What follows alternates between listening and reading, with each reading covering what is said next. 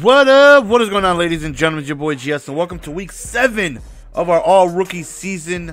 And playing with this team definitely is challenging. You know, definitely is fun as well. So we went ahead and won week 6, which I posted, and a lot of people had said they would love for me to post every single game of the all-rookie squadron. And the last game we went against 99 Mike Vick, 99 Jerry Rice, 99 Bo Jackson, somebody who's sending A gaps and B gaps, and we still prevailed. So we take a look at my opponent's lineup, and it's definitely still got some goons. He's got a lot of really good players, but should be a little easier since we don't have to worry about Bo Jackson, Jerry Rice, and Michael Vick, and all those other tough to stop players from our last game. So realistically, I know I'm not going to be able to win every game with this team. I lose a lot of games playing with a 99 overall team, so you can only imagine how it's going to be playing with this team in all Madden first string, going up against, for the most part, teams that are really, really, really good, who and guys who know what they're doing. Right here, just a really quick outside shoulder throw to Sammy Watkins. And if anybody is from wants to go on ahead and take a look at our lineup to see exactly who it is that we have on our all rookie team, just go on ahead and take a look at I think it was posted like 2 days ago. It says all rookie team versus 99 Vic, 99 Bo, and I show my entire team. So we end up scoring on our first drive. So here we go, defensively, seeing if we can go on ahead and get something going our way. We do end up getting a huge sack, forcing a 2nd and 21. We end up sending another blitz, causing a 3rd and 30 damn near. Right here, we're just going to play safe, play some man-to-man coverage, and hope we don't give up anything over the top. And 4th and 30, he decides to go for it, and it's an incomplete pass. And very next play, he thought we was going to run, but we ended up passing to the flats, and we ended up scoring, going up 14-0. Nice early lead, and I feel like one more stop, and this game could potentially be over. So I feel confident being able to move the ball on him and score for a 3rd time. So here we go, it's finally mixing in some runs, but we end up stopping it right there. 2nd and 9, he decides to roll out, and shaboinkin! We end up coming away with the user interception, and we end up getting great field position after some nice inside-outside jukes, putting us within the 15-yard line, and then he just ends up quitting, which is unfortunate. He's messing up production, man. You're messing up my job, dang it.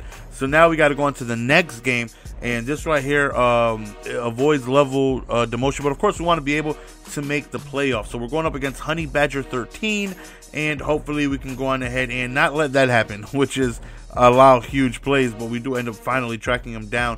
But he starts off already almost in the red zone, and I take a look at his team. We got to worry about 97 Murray. We got to worry about Alshon, the new Mike Evans that came out yesterday. He had very good offensive linemen, very good defensive linemen, good linebackers, just an overall very good team. I would say he's got to be looking at 94, 95 overall, no more than 96, but definitely got himself a good team.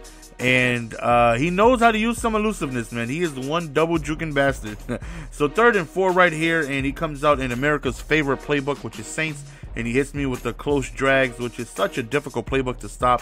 That playbook just gives me issues. There's again, that one formation, pistol bunch trips, there's so many different things you have to prepare for once you see them line up in that, and I really suggest having very good linebackers being able to stop that.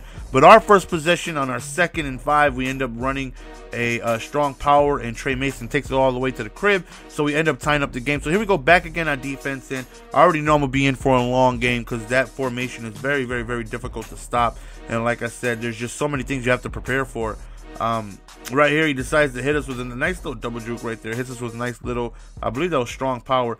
2nd and 2, we send a blitz, and we end up getting a sack.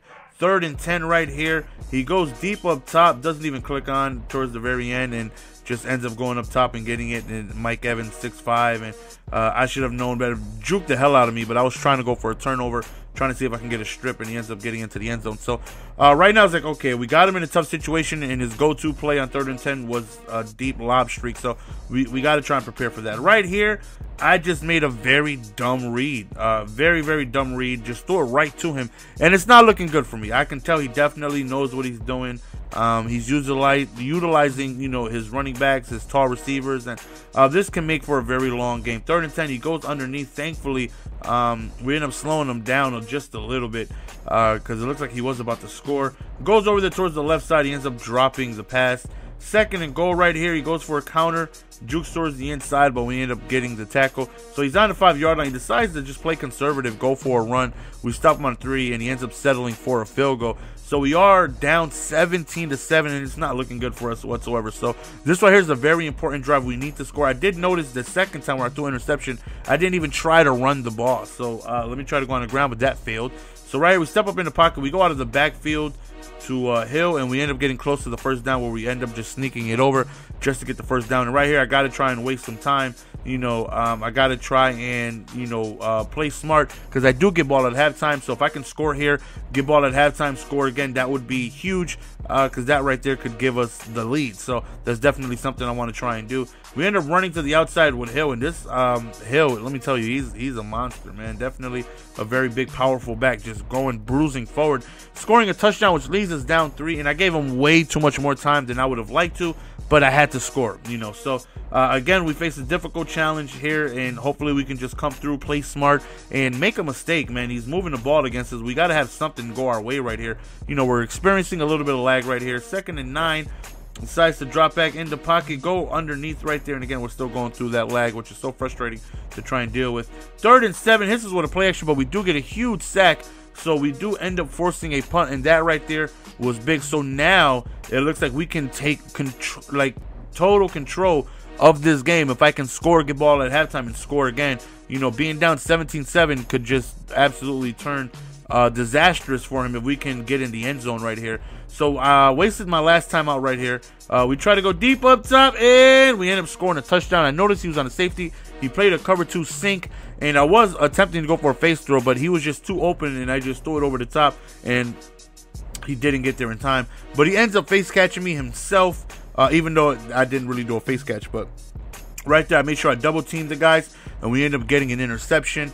And like I said, we do get ball at halftime. Right here, we don't have any timeouts, so we're just going to roll out right here and just see if I can make something happen, but unfortunately we don't. So we go into halftime 21-17, and I receive ball. So like I said, being down 17-7, the game in the blink of an eye just went for the worst for my opponent, and I'm definitely hoping to capitalize on being able to get ball here. Right here, we go underneath to Beckham right there. 3rd and inches, we sneak it in for the first down, allowing us to continue the possession. Here we go outside Trey Mason, and we actually lose 2 yards because he broke a tackle. 2nd and 8 right here, just really quick corner route right there, and we end up picking up the first down. I see him, he's trying to, you know, create a turnover with the strip, so got to pay attention to that. And we end up getting suction tackle before we can hit the outside. So right here, we end up getting sacked, and right now it's 3rd and forever, and this is not a good situation I definitely want to be in. Wide open, we had the out route, we had it, good read, but Teddy Bridgewater, just his lack of accuracy just makes a bad throw. And I was so upset right there, man, because I felt like we made the right play, the right read, the right route, and just overthrown so badly. And that right there could be a very, very, very, very big part of the game if we're not able to go on ahead and stop him here. But it's up, we utilize the strip. I just want to see you strip right now. We end up getting the strip to work in our favor, and that right there definitely was a very, very, very huge play for us, being able to get that defensive stop. Again, we're forced with another 3rd and short situation. We decided to pass the ball right here. I'm pretty sure he wasn't expecting it, and we end up picking up the first down. Right here, really quick underneath, and we break a tackle with Beckham, but we end up losing yards on that. Actually, no, I'm sorry, no gain. Right here, we step up in the pocket, really quick drag route right there to Watkins. Get us to a manageable 3rd and 3 where we end up just running the ball. And as you can see, I'm trying to waste as much time as possible. Time is definitely against him right here. He ended up calling a timeout. And right there, he ends up going down to 2-minute warning. He does have 2 timeouts remaining. Right here, we run with Trey Mason, and I just end up diving down because I want him to waste his timeouts. And turned out to be not so good of a decision by me. because he ends up calling his timeouts and he ends up stopping me right there. So 3rd and 6, we go back to the run and he stops me.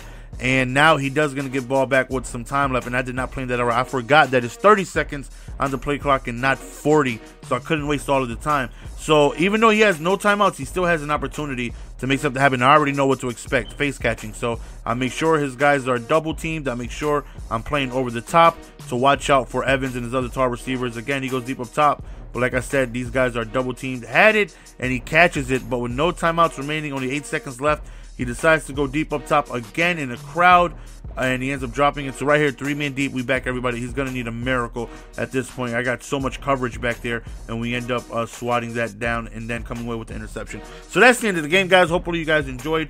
Very tough game, but we do come away with the victory. These games are not easy, boy, let me tell you. See, boy GS, we're going to sign out. Peace.